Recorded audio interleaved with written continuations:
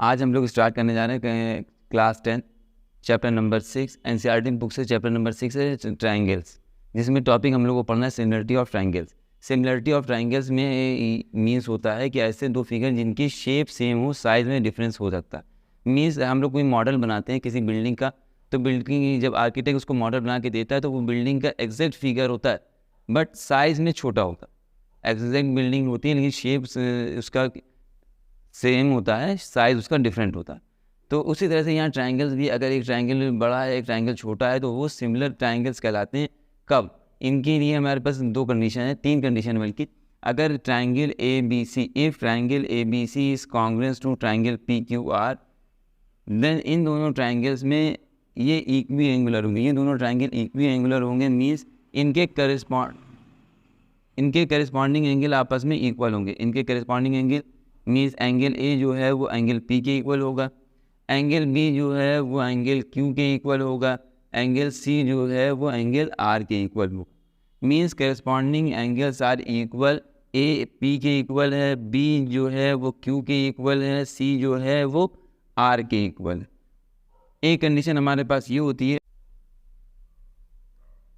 दूसरा क्राइटेरिया होता है जब ट्राइंगल सिमिलर होते हैं तो उनकी करस्पॉन्डिंग साइड का रेशियो इक्वल होता है। ए बी के करस्पॉन्डिंग साइड पी क्यू है तो A B upon P Q आप equal to A C upon P R होगा, B C upon Q R होगा। मीन्स अगर दो ट्राइंगल सिमिलर हैं तो उनके तीनों एंगल आपस में इक्वल होंगे, तीनों साइड के जो रेशियो होगा वो आपस में इक्वल होगा।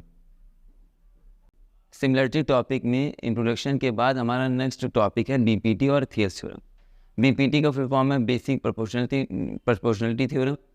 ये थियर्स थ्योरम भी कहलाती है। इसका स्टेटमेंट है, if a line drawn parallel to one side of a triangle divides the other two side in the same ratio. एक ट्राइंगल ए बी सी है, इसमें एक साइड बी सी के पैरेलल एक लाइन ड्रॉ करी जाती है जो दोनों साइडों को डी और ई पॉइंट पर इंटरसेक्ट करती है।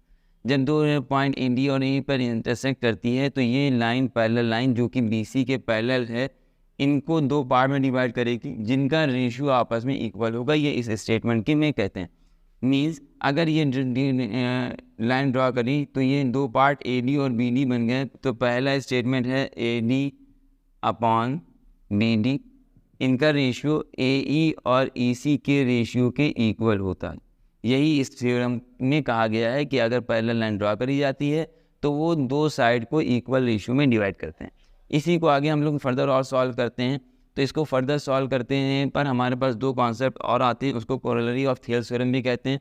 कोरोलरी ऑफ थियर्स थ्योरम में होता यह है कि यहाँ पे सिर्फ ये पार्ट लिए गए हैं ए डी और बी डी, ए ई और ई सी। कोरोलरी में दो तरीके से लेते हैं, दो टाइप लेते हैं जिनमें फुल साइड आती है। पहला होता है हमारा A D upon A B is equal to A E upon A C. Means एक बार हमने ये अपर पार्ट लिया और फुल साइड लिया, इसमें भी हमने अपर पार्ट लिया और फुल साइड ली, तो ये A D upon A B is equal to A E upon A C होता है। इसी में थर्ड पॉइंट होता है जब हम फुल साइड लें A B, then lower part लें B D, then lower part लें हम लोग B D. Next A E है तो इस वाले साइड में हमने ए सी को ले लिया और फुल लोअर पार्ट इसका है ई सी। इसको हम लोग कहते हैं कोरोलरी ऑफ थियर्स थ्योरम। ये तीनों ही एज अ थियर्स थ्योरम यूज़ करी जा सकती हैं अपने क्वेश्चंस में। अब इसके आगे हम लोग बीपीटी पर बेस एक क्वेश्चन कर लेते हैं तो जिससे बीपीटी हमको ज़्यादा क्लियर हो जाएगी। भैया हम लोग करते हैं एक्सरसाइज 6.2 का क्वेश्चन नंबर 3। इसमें ये फिगर बनी हुई है। इस फिगर में कह रहा है in if L M is parallel to B C, means ये लाइन एल एम जो है वो बी सी के पैरेलल है and L N is parallel to C D. L N ये लाइन है जो कि पैरेलल टू सी डी है। ये दो लाइनें आपस में पैरेलल हैं तो कह रहा है prove that A M upon A B is equal to A N upon A D. हम लोग स्टार्ट करते हैं इन ट्राइंगल ए बी सी से। सॉल्यूशन हमने स्टार्ट किया in triangle A B C में L M is parallel to B C, ये तो हमें गिवन है। अब ये ध्यान दें कि ये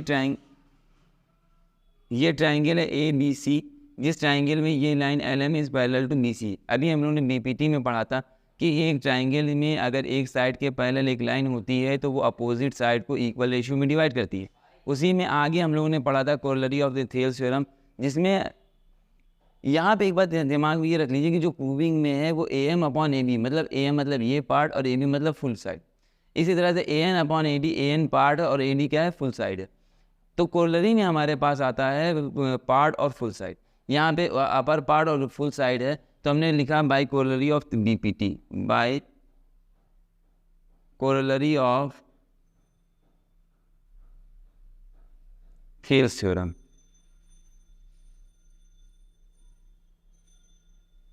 bye corollary of Thales theorem में हमारे पास क्या है, आप देखेंगे इसका सेकंड स्टेटमेंट था हमारे पास, AM upon AB is equal to AL upon AC। ये इक्वेशन नंबर फर्स्ट हो गया। इसी तरह से हम लोग जाएंगे ट्राइंगल ADC में। In triangle ADC LN is parallel to CD, LN is parallel to CD। यहाँ पे भी हम लोगों को क्योंकि फुल पार्ट और फुल साइड चाहिए तो BPT लगा देंगे। BPT क्या, कोरोलरी लगा देंगे। तो कोरोलरी जब लगाएंगे तो देन आप गौर कीजिएगा कि AN upon AD, AN upon AD, इसी तरह से AL अपॉन AC, ये हो गए इक्वेशन नंबर सेकंड। अब जो हमको इक्वेशन फर्स्ट में दिखाई देता है, इक्वेशन फर्स्ट के राइट साइड पे AL अपॉन AC है, इक्वेशन सेकंड के राइट साइड में भी AL अपॉन AC है। ये अगर दोनों के RHS इक्वल हैं, RHS इक्वल हैं तो इनके LHS भी आपस में इक्वल होंगे। हम लोग लिखेंगे from equation first and second, from equation first and second, जब RHS इक्वल है तो LHS भी आपस में इक्वल होंगे। AM upon AB is equal to AN upon AD। इस तरह से ये हमारा क्वेश्चन प्रूफ हो जाता है। क्वेश्चन जैसे कि अभी हम लोगों ने इंट्रोडक्शन ऑफ सिमिलरिटी में पढ़ा, वहाँ पे पहले हम लोगों ने इंट्रोडक्शन पढ़ा, फिर BPT पढ़ा, उस पर बेसिक क्वेश्चन नंबर 3 6.2 एक्सरसाइज का किया। उसी तरह से अब हम लोग आगे एक्सरसाइज 6.2 का ही क्वेश्चन नंबर 4 में कर लेते हैं।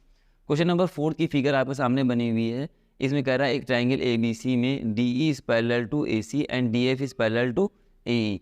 जो DE लाइन है वो पैरेलल टू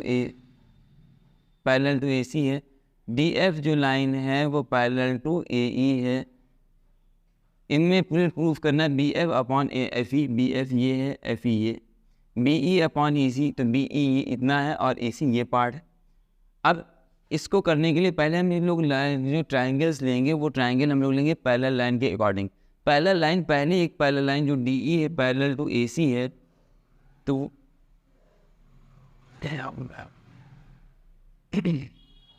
वो हमारी ABC ट्राइंगल में बन रही है और वो कुछ इस तरह से DE is parallel to BC।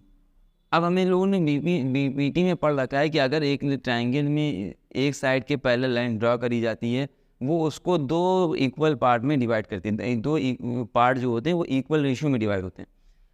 इस तरह से हमने पहले लिखा इन ट्राइंगल ABC, जिसमें कि DE जो है वो पैरेलल टू AC है बाय BPT की नेसेसरी कंडीशन पूरी हो गई कि एक line parallel to one side of the triangle. तो उसमें जो साइड का रेशियो होता है BD upon AD is equal to BE upon AC। ये हो गए हमारे इक्वेशन नंबर फर्स्ट। इसी तरह से दूसरी जो पैरेलल लाइन है, दूसरी पैरेलल लाइन है DF is parallel to AE। इस बार हम लोग ट्राइंगल लेंगे AE और ये है DF।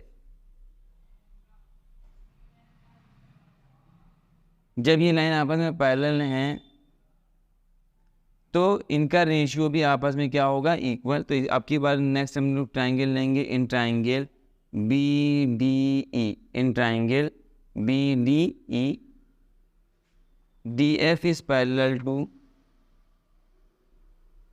AE by BPT BD upon DA या AD is equal to BF upon FE। ये हो गई equation number second.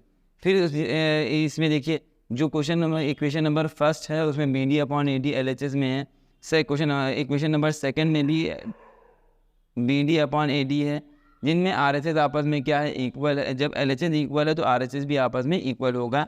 From equation first and second, from equation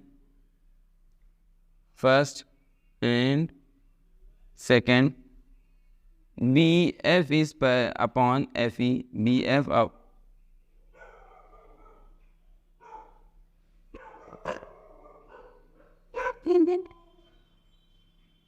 B F upon F E is equal to B E upon E C.